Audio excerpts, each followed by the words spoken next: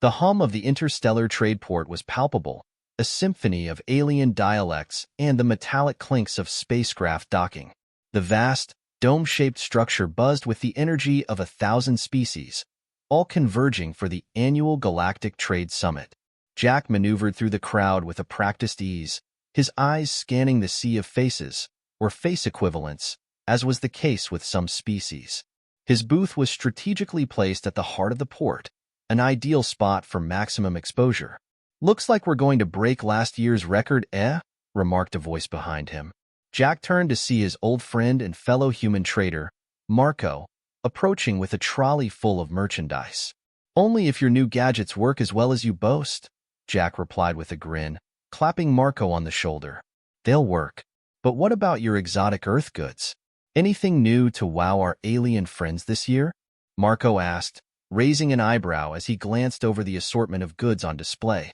Spices, textiles, and a few rare minerals unique to Earth. "Always," Jack said. He reached under the table and pulled out a small, unassuming vial filled with a clear liquid. "This, for instance." Marco leaned in, his curiosity piqued. "What's that?" "Looks like water. It's a special kind of Earth pheromone. Experimental stuff. Supposed to enhance perceptions of attractiveness. Or so the scientist who sold it to me claimed," Jack explained, his voice a mix of skepticism and amusement. "Sounds like snake oil," Marco chuckled. "But if it works, you might become the most popular guy here." "Or the most notorious," Jack added, tucking the vial back under the table. Just as he did, his elbow brushed against another object, knocking the vial over. It fell to the floor, the cap loosening upon impact. "Clumsy. Let me help with that," Marco said, bending down. But before either could right the vial, a group of potential customers approached, diverting their attention. "Welcome." Jack greeted the newcomers, a trio of Galdarians, their bright blue skin shimmering under the port's artificial lights. "You must check out our textiles, dyed with genuine Earth techniques." As Marco engaged another group, Jack demonstrated the texture and quality of the textiles, expertly steering the conversation away from the minor mishap on the floor. The vial's contents slowly seeped into the air, unnoticed. "Is this material durable?" one of the Galdarians inquired, his deep voice resonant and filled with genuine interest. "Absolutely," Jack assured, his hands expertly folding the cloth to showcase its versatility. "It's designed to withstand extreme conditions, perfect for interstellar travel." The Galdarians nodded appreciatively, discussing among themselves in their fluid, melodic language. They seemed particularly taken with the Earth designs, their eyes lingering on the patterns. As the exchange continued, Jack felt the rush of another successful trade summit beginning to build. Little did he know, the spilled pheromone would soon complicate his day far beyond a simple business transaction. Jack was rearranging a set of handcrafted Earth ceramics when he noticed a subtle shift in the atmosphere. The usual buzz of commerce was there, but something else lingered, an unusual, almost electric charge in the air. He glanced around, searching for its source. "That's a fine setup you've got there," came a voice, smooth and intrigued. Jack turned to see a tall figure draped in a flowing robe that shimmered like the night sky. The individual's features were distinctly non-human. Large, luminous eyes and skin that subtly changed hues with their movements. "Thank you," Jack replied, extending his hand, which the alien clasped in a firm, two-fingered handshake. "I'm Jack. And you are?" "I'm Lyria," the alien introduced themselves, their voice a melodic contrast to the ambient noise of the port. "I'm particularly fascinated by your collection. Is that real terracotta?" "It is," Jack said, pleased by the genuine interest. "Sourced from the clay pits of Tuscany. Nothing but the best." "I must admit, your Earth has quite the reputation for its unique artistic expressions," Lyria remarked, picking up a delicately painted vase. As they spoke, Marco returned, his arms laden with more items to display. "Need a hand here?" he asked, noticing Lyria's interest in the ceramics. "Just discussing the merits of terracotta," Jack replied, helping Marco unload the items. "I've never seen Earth ceramics up close before," Lyria said, setting the vase down carefully. There's an organic quality to them that's quite rare in galactic trade. Each piece is unique, Marco chimed in, displaying a platter with intricate designs. The artists spend years mastering their craft. Lyria nodded thoughtfully. There's something to be said for the touch of a skilled artisan. So much of what we trade in the galaxy is mass-produced. Jack smiled, sensing a deeper connection forming over the shared appreciation of art. Would you like to see some more items?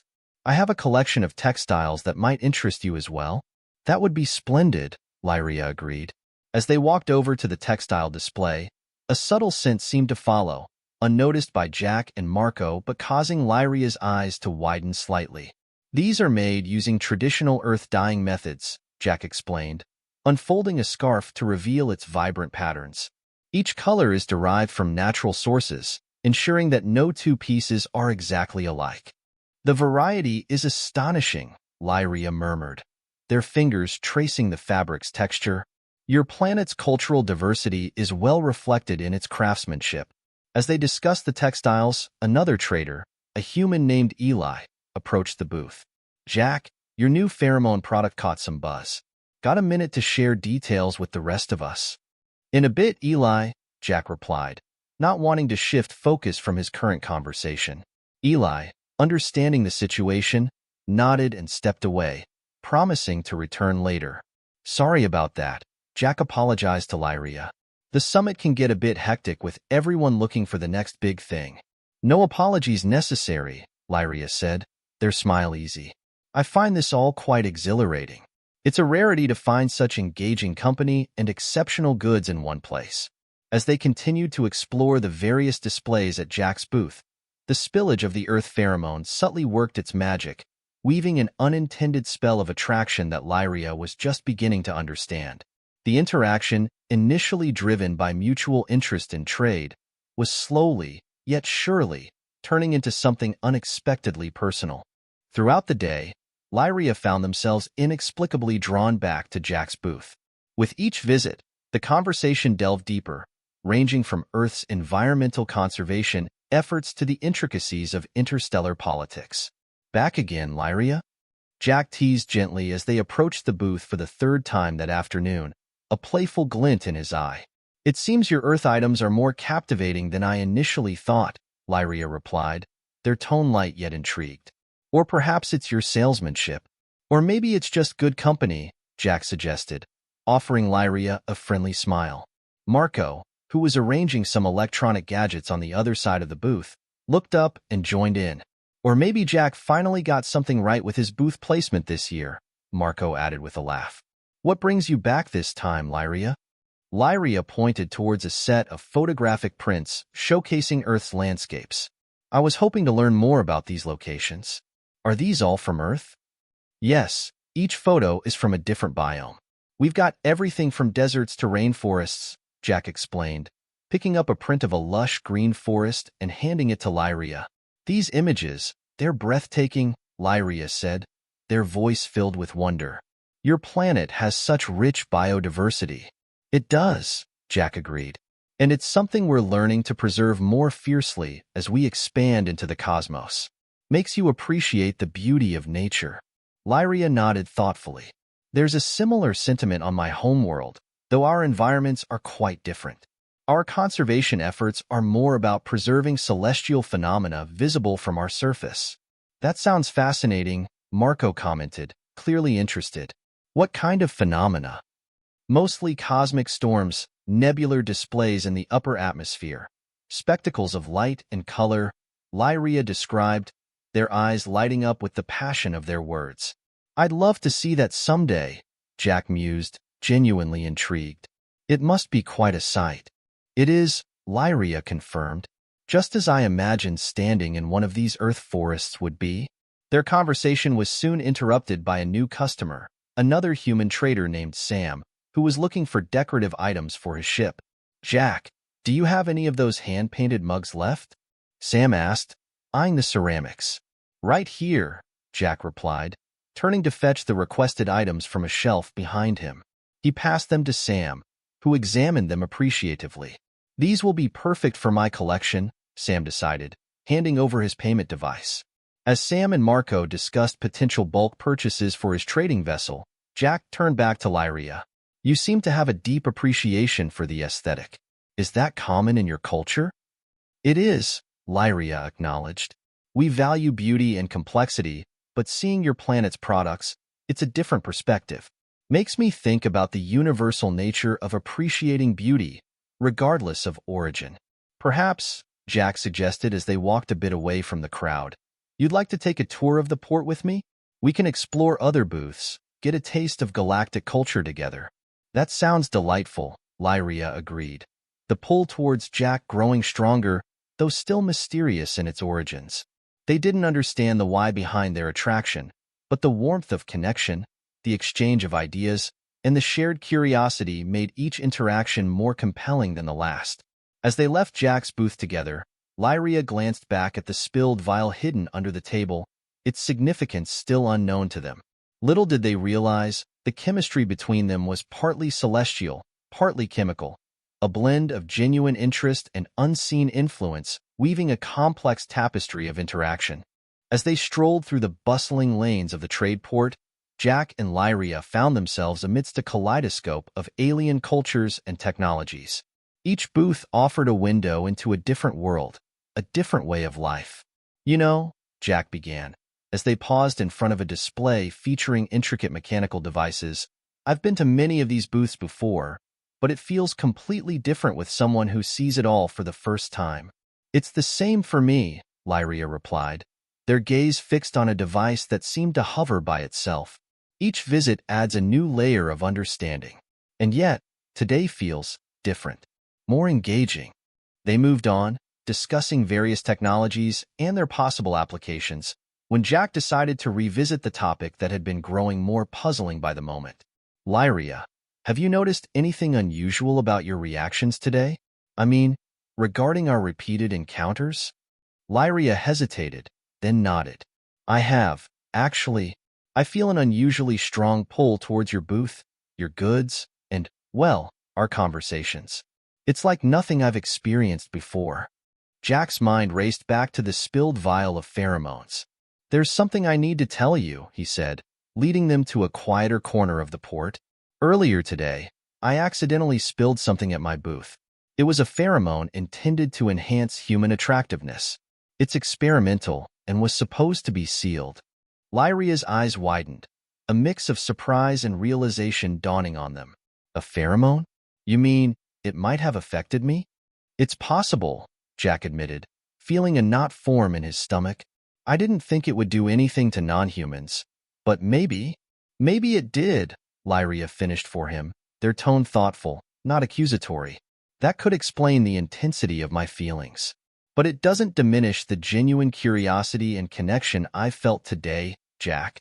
Relieved by Lyria's response, Jack sighed. I'm glad to hear you say that. I was worried it might change how you see this, whatever this is forming between us.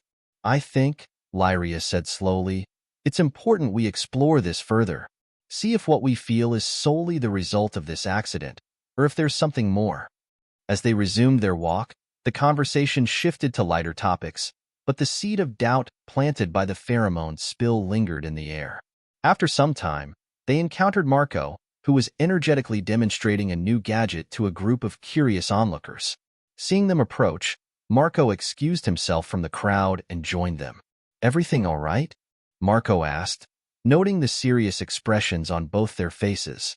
We're just dealing with an unexpected complication, Jack explained briefly, not wanting to divulge too much in the busy corridor.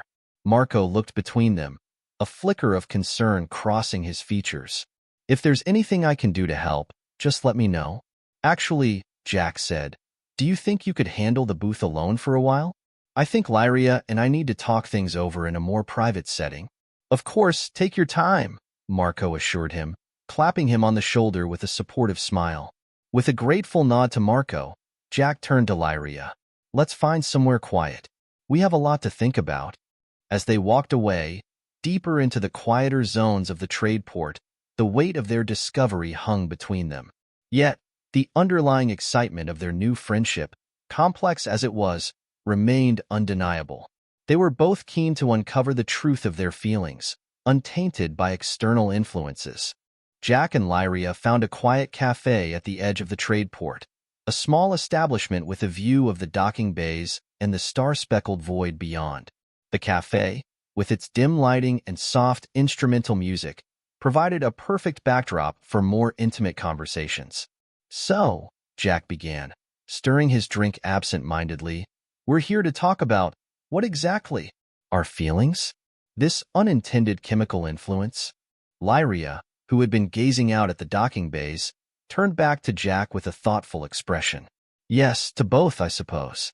I want to understand how much of what I'm feeling is real, how much is me, and how much is the pheromone." Jack nodded, appreciating the gravity of the situation. "I've been thinking about that too. It's not just about the business or the trade. I care about how this affects you." Their server, a robot with a pleasant, if somewhat generic, voice, interrupted briefly to deliver their orders. As it whirred away, Lyria leaned in, lowering their voice. "Jack, today has been one of the most intriguing days of my life, and I feel drawn to you in a way that's hard to fully articulate." "It's the same for me," Jack admitted. "I enjoy our talks, your perspective on things. It's refreshing. I just wish I knew how much of that was influenced by the spill." "Maybe we can't separate it entirely," Lyria suggested. "Maybe we need to accept that it played a role, but also trust our own feelings to guide us correctly." Jack considered this, turning his glass in his hands. "Perhaps you're right. Maybe it's not just about the pheromone. It's about what we choose to do now, knowing it might have influenced us." As they spoke, another figure approached their table, a man named Tomas, another human trader who specialized in technological artifacts. He recognized Jack and greeted him warmly.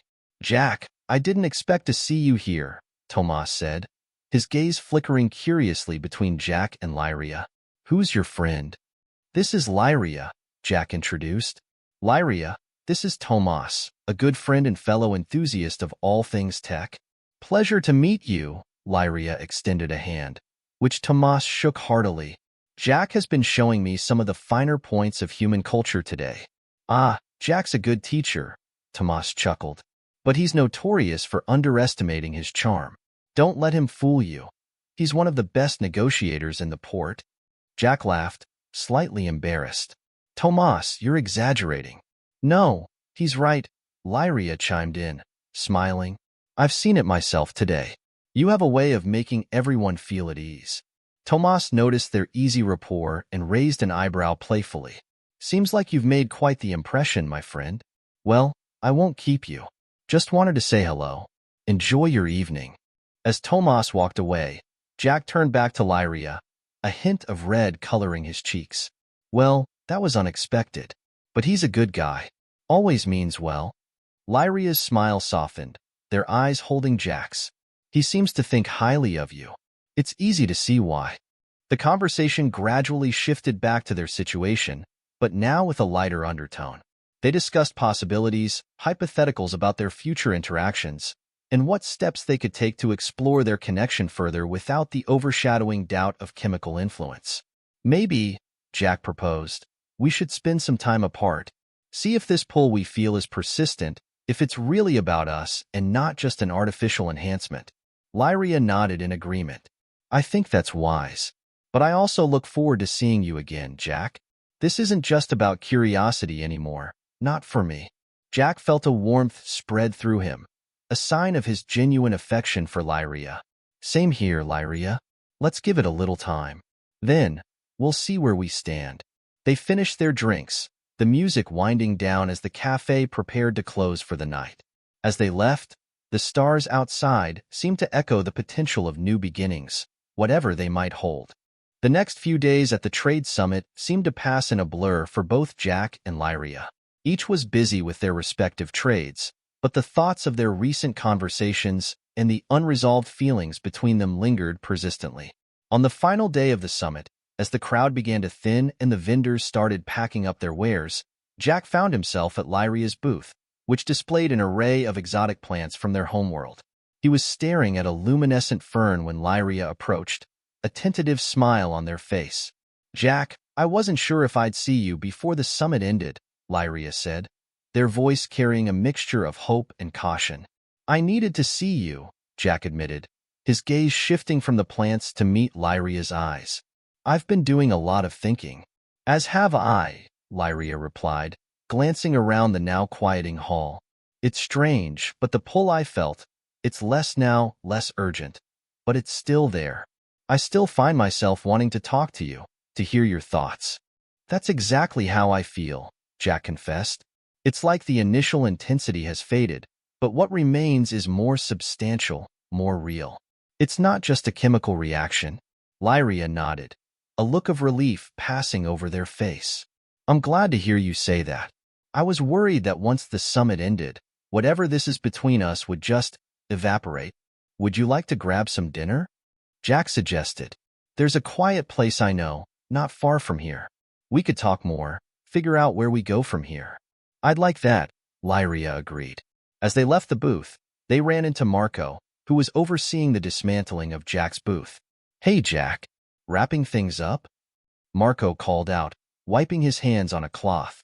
"Yeah, just about," Jack replied, then gestured towards Lyria. "We're heading out for dinner. Try to make some sense of the past few days."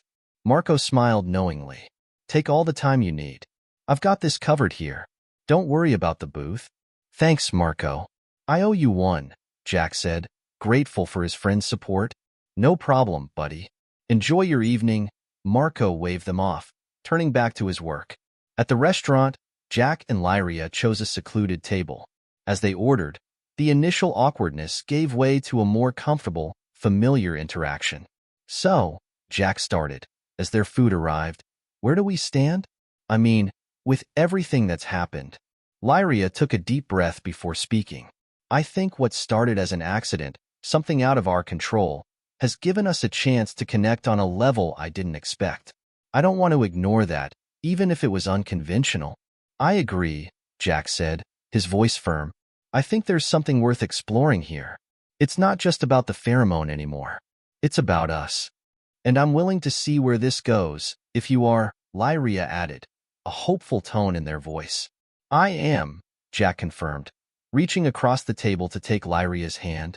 "Let's see where this journey takes us, without any accidental help this time."